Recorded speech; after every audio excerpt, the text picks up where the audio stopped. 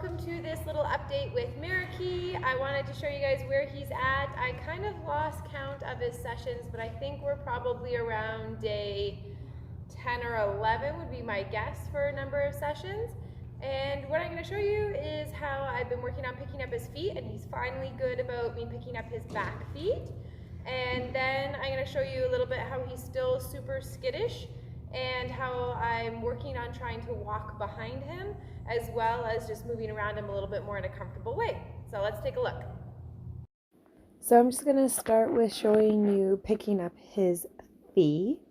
And you can see even as I go to walk over to him, he kind of gets into a little bit of a standoffish stance where he's like, oh, like, what are you doing kind of thing.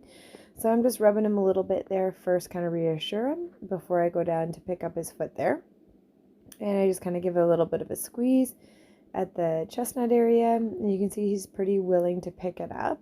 And I find he's kind of like, if he knows that you're not going to hurt him, he kind of knows what you're up to, then he's pretty good with it. But his first reaction is like, oh no, like, what are you going to do? And you can see there he picks up his back foot really nicely for me. I give it a few rubs and then I'm able to set it back down. And then because he is so jumpy, I'm going to walk around the front of him, and I'm not even going to walk over the pedestals because the first time I did that, when I became taller than him, it actually kind of triggered him and he ran away and then he came back. So he is at a place where if he does get startled and he runs away from me, he doesn't go very far and he always comes back to me. So he knows that he's never in trouble for being scared, which is super important in him being able to be a confident learner and just in order to make progress too. And you can see when I switched sides there, he was pretty comfortable. I picked up his front foot, and you can see I'm picking up his back foot, giving it a few rubs, and then putting it back down. He's doing that all really nicely for me. And he's just eating his grain off of the pedestal, and it just sets it up for the classical conditioning where he realizes that it's okay. And then there he actually was totally fine with me crossing the pedestal. He didn't react at all. And so that's a huge improvement. You can see he's alert. He's like not eating his grain in that moment, but he didn't have a total freak out, didn't run away. So that's really fantastic. So now I'm just doing a little bit more rubs with him and just kind of going down his legs a little bit, rubbing his tail a little bit. And you can see when I went to rub his tail that he took his bum away from me. So I'm just going to give him some more rubs again and just keep working my way back there. He's very, very skittish in general anyways, but extra skittish with things behind him. So he's getting better. So there you can see I crossed behind and he very much takes his bum and swings it so he's not anywhere near me. He doesn't want anything behind him whatsoever. So that's kind of tough for him. So the grain gives him a kind of a reward system, like trying to replace whatever bad thoughts he has of things going behind him with something better. And there you can see he moved, but not all the way to the other side of the pedestal. So better. So we've been working on going behind him and doing things like that, and that went really well.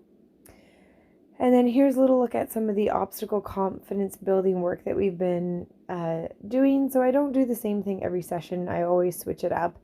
I like to have the saying, stay out of a routine and stay in a conversation. And the big reason for that being that I want my horse to be kind of thinking like, what is Lindsay doing today? And what are we up to? And, oh, I wonder what we're going to do with this pylon or this flag. And I don't want them to think, oh, okay, now we get brushed and now we do the flag. It's not like that. It's always different. So here I'm using a flag with him and just practicing kind of moving it around a little bit and offering him some positive reinforcement as he does it. And I do more work than that with him, but for the sake of not making this a 30-minute video, I'm just kind of going to different kind of sections of the training. So here I'm advancing to touch him in different places, and you can see he was worried about that. It didn't run away from me, wanted to get away, but not so badly that he pulled the rope and ran. And I'm just working on bringing it up and touching him and showing him it's not going to hurt him, and then taking it back down and offering him a reward. So then I move on to the pylon, and I'm just practicing tossing the pylon over him and around him and offering him rewards for that. And the pylon can be a stuffed toy, whatever you want to use. is very handy at starting to work at things behind him or underneath him, because I can toss that object to different spots and then reward him for not reacting or for being a good boy. And it's pretty nice because this is very soft pylon, so if it does touch him or something like that, it's not going to hurt him at all in the slightest. Otherwise, stuffed toys are my favorites to use as well, because they're soft and they're not going to get caught in them or tangled them or anything like that. And it's not going to hurt them if it touches them either. Plus, we all have a few extra stuffed toys laying around. At least I have a lot of them laying around, and a lot of other people do too, and maybe you do. And if not, then you can make a post on Facebook or a comment on YouTube. I'm sure somebody would have one that they could lend you or give you. They seem to be a dime a dozen, so they're very handy to use as well. So you can see he's tolerating that pylon work pretty darn well, and I'm doing some different things behind him, through the legs, over top of him, lots of stuff like that.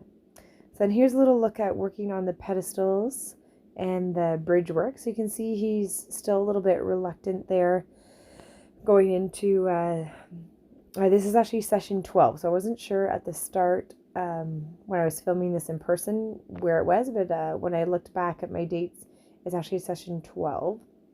And so he has gone over a bunch of bridges and things like that, but sometimes different shapes, or if we haven't done one yet, he can be a little bit like this, where he's like, oh, I don't know, like, what do you want me to do, kind of thing. And so I offer him just a little bit of praise there as he steps up onto the pedestal. And then I just wait for him to figure out his feet.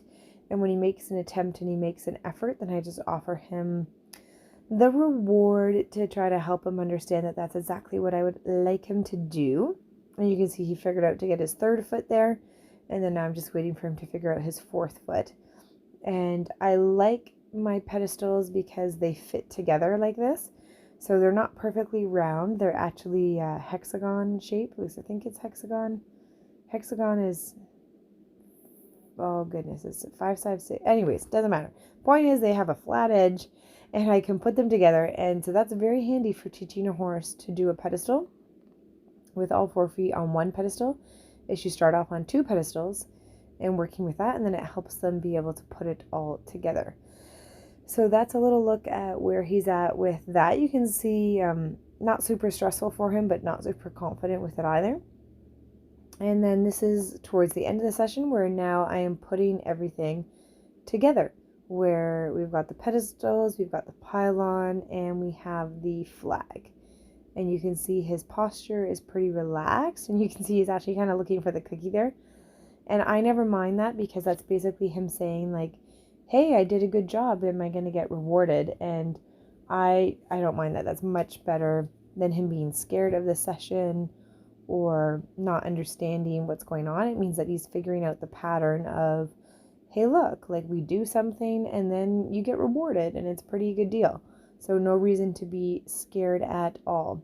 So I was actually super impressed with him, that he was able to handle all that stuff, and that we didn't have any major spooks, like run away from kind of things, because sometimes he can be like that.